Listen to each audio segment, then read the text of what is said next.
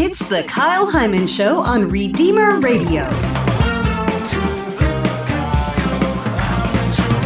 I think we deny the fact that family life is full of heroic moments. It doesn't look that way maybe, but to choose to be open to life, to choose to battle whatever the depression is, whatever the difficulty is, and to choose to love, like all of those things are heroic decisions.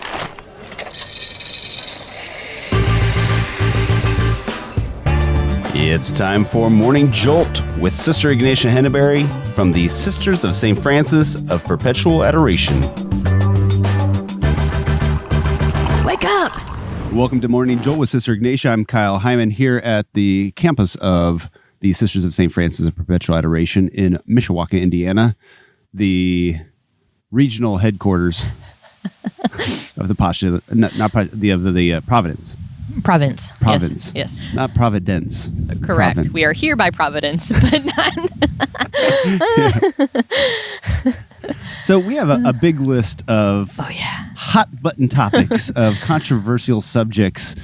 And I think a lot of these are things that a lot of us as Catholics struggle to either accept or explain or both. Yeah. And I think this one of contraception being one of maybe the more common, if not, I don't know, maybe most common of the church's teaching that many Catholics don't accept.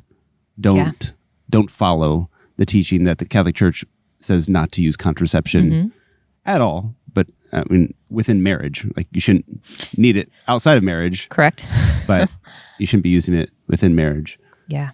As well. And I don't know what the latest stats are, but there's a huge population of Catholics that do not adhere to that. They agree to disagree, and I guess we just don't talk about it. The fact that that's how a lot of people live. But Yeah. And part of it, it's a very personal thing. It's not an outward thing. We don't see how they're choosing to live their life, and that's by design. And so maybe that's why it's not talked about as much, or maybe it's a more private subject. I think sometimes people are embarrassed to talk about things like natural family planning and how it works. Yeah. Or maybe think it's inappropriate to bring up in polite company or in public. Yeah, true. But I do think it's important to have the conversation. And maybe we could start by explaining why the church says that we shouldn't be using contraception. Yeah. The church always, like when they say, okay, yes, you can't do X, Y, or Z, or you can't contracept in marriage, or you can't contracept, that the church wants to offer you something way better. The verse that was coming to mind was John chapter 10, like I came to that they may have life and like have life more abundantly. Right. Like, you know, he wants you to be fully alive. Yeah. And contraception is something that can, one, separate you from yourself. When a woman is taking contraceptive, she's now becoming foreign to herself and fighting this battle with her own body, this healthy rhythm of her body. And then it's an artificial element within a marriage. So then this kind of unspoken barrier between a man and a woman that shouldn't be there. So when we say a man clings to his wife, like he clings to her entirety, her ability to have children, her personality, her biological makeup, her everything, and it's vice versa. So it's contradictory to profess vows and then say, I can't deal with that part of you. We're going to silence it for now until we want it. So it's really, a denial of the dignity of the person, both man and woman, and also a denial of like the beauty of marriage. Yeah, what's possible, like how beautiful it can be, and that life is born out of the love of a man and woman. Like that's amazing. Well, and we talk about marriage and the marital act as part of it being free, total, faithful, and fruitful. And it seems like contraception is impeding on two of those. The total, you're not loving me completely, you're loving me, but not my fertility. Right. And then, of course, the openness to life, the being fruitful, that you're blocking that off, saying, no, we're not open to life at this point. So that's an issue. That's a problem. I think sometimes when people talk about the alternative being NFP or natural family planning, there's maybe a couple different misconceptions that come along with that. One of it just being the same thing, You're True. just, either way, you're avoiding having children. What's the difference between contraception and natural family planning? How would you respond to that? Well, I think that comment comes from not understanding how a woman's body works. That by design, by nature, a woman is not fertile 365 days a year. She's not. And that was given by nature to us. So we are just now in natural family planning, you're learning that rule that a woman's body is not fertile all the time. So when is she and when is she not? And then to have marital relations during those periods of time. Instead, a contraceptive says, actually, I don't want to know, don't need to know. I just need it to stop. And it's actually taking a condition that is healthy in a woman and making it something unhealthy. Yeah. Dr. Janet Smith it was a CD and a tape, and I'm sure it's an MP3, Contraception, Why Not, which has helped a lot of people understand the church teaching and change their thoughts on contraception.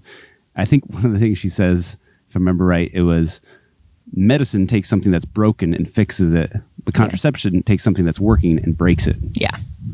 So it's different than other medications that we take. Exactly. And I'm not sure why pregnancy is seen as a disease and a problem. And I get the Catholic context is different. These are I think men and women that want to do the right thing, and it's just hard to know and hard to live it out. But there's still a lie in it. Yeah. I think the other misconception that sometimes comes along with natural family planning is this idea, and we might see this at, marriage prep or something like that. They say this is going to be so good for your marriage, and they paint it as if everything will be better if you use NFP instead of contraception. But my experience and other people I've heard from is it's very difficult. Yeah. That you don't just take a pill and not think about it. Right. It takes a lot of work and effort. There's discussions and debates and sometimes even arguments between couples. And sometimes it seems like this cannot possibly be better for our marriage.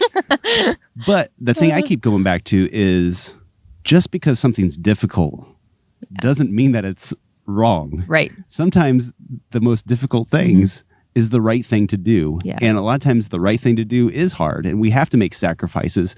And we're never promised that marriage would be easy. We are promised that we'd have to make sacrifices. Exactly.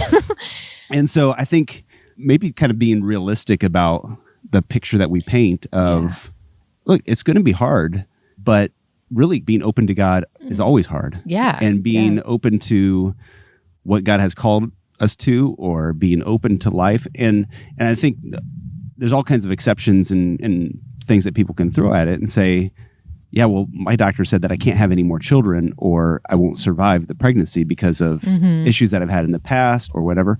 Or maybe just financially, there's no way that we could afford to support another kid. Or I'm going out of my mind. The last one, I went into severe depression and there's so much stress right now. I just could not handle another child. In all of these situations, somebody might say, I can't risk it with NFP. I can't be open to life. I have to come up with something that's closed off to life, really. Which the effective rate when both are done as they're intended are the same. And NFP actually probably has a higher effective rate. I get that there's the sacrifice in it. But to say that you're going to look for something that's more effective is a lie. It's not, you're not going to find something that's more effective. Easier, maybe, but also to your own detriment.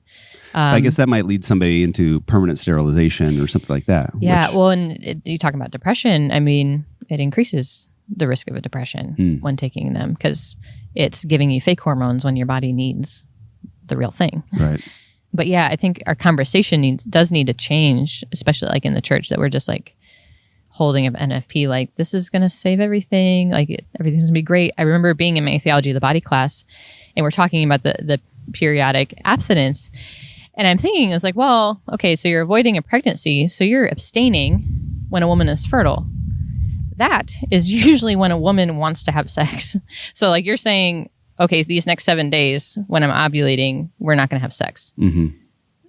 So I think we're sidestepping the issue of well, it's just you don't have sex at other times. So these 7 days, you're just not going to, or however long a woman's cycle is, like, you're just not going to have sex. It's like, well, let's acknowledge the added difficulty that's happening right now, that your body is telling you that you want to have a baby. Your hormones are telling you that, and you're going to have to say, for some higher reason, for right now, both of you, the husband and wife, have to say, like, okay, for these reasons, it's not good for us and our marriage and our family right now. So we're going to make that sacrifice. But to not acknowledge like what's naturally going on isn't really fair, I think, to the couple either. Yeah, why don't we talk about that?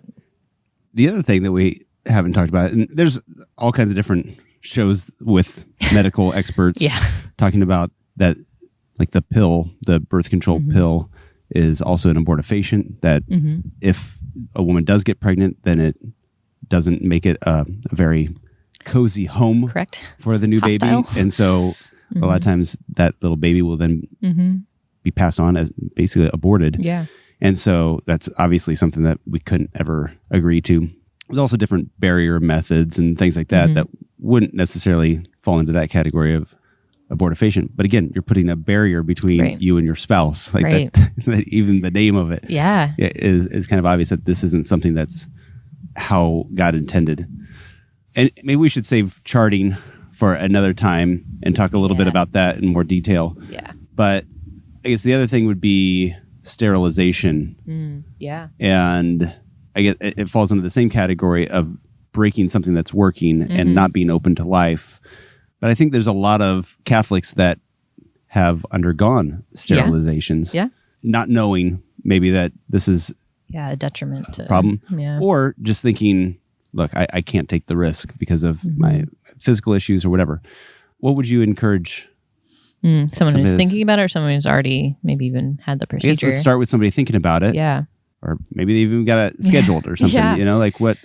If this is something like you're entertaining and thought of like being permanently sterilized, or even long-term, there's like long-term forms of contraceptives. One, you're obviously probably thinking about this because you're under a lot of stress and you're maybe afraid, or maybe even your spouse doesn't understand, or you're getting pressure from your spouse. So there's a lot of factors that I think you need to talk to somebody about, open and honestly, not just, I can't handle these right now, I need to fix the problem. The problem that's leading you to this needs to be addressed. Like you can't just go on being silent about whatever you feel is like driving you to this decision. So I think starting there, but then also like the decision that's in front of you, I think implicit in that is not knowing like how amazing you actually are.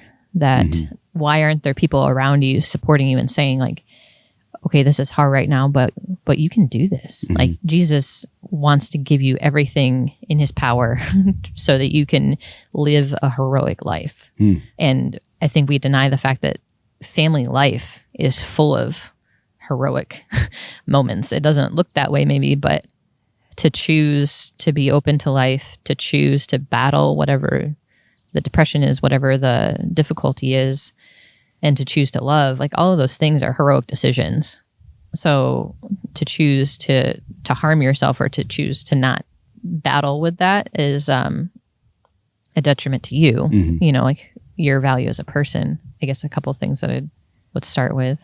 But yeah, then somebody who has maybe already had the procedure done. I think I just read a statistic, I think across the board about like a third of women who have a tubular surgery regret it. So that's like not even faith-based. That's just like a third. Yeah. And then I think sometimes when we're suffering under decisions that we've made, we don't feel like we have legitimate feelings or that we can talk to somebody about it or somebody's going to understand. But there are people that can understand what you're going through. No one's going to condemn you for decisions that you've made. We've all made decisions we regret. So to be honest with how you feel about it. And then I'm like, I wanted to tell you to hope that like, it wasn't a surprise to Jesus that all this happened. Like he's still there. He hasn't left you just because of a decision you made. It's not like a holy, virtuous life is now out of your reach. Like it's still possible to like not give up in the Christian life just because of this decision. Yeah, that doesn't mean that some hard things might be asked of you, like in, coming to grips with it and moving on from that. But yeah, again, he's there. You didn't throw him a curveball. Like he's not. And maybe ask, like, what other ways can your marriage be open to life? A marriage should always, even after like a biological age of raising children, like your marriage should still be fruitful. So how can your marriage be fruitful right now? Very good. There's a way. Yeah. All right. Well, we kind of brought up NFP and charting, and I think we'll have to save that for another episode.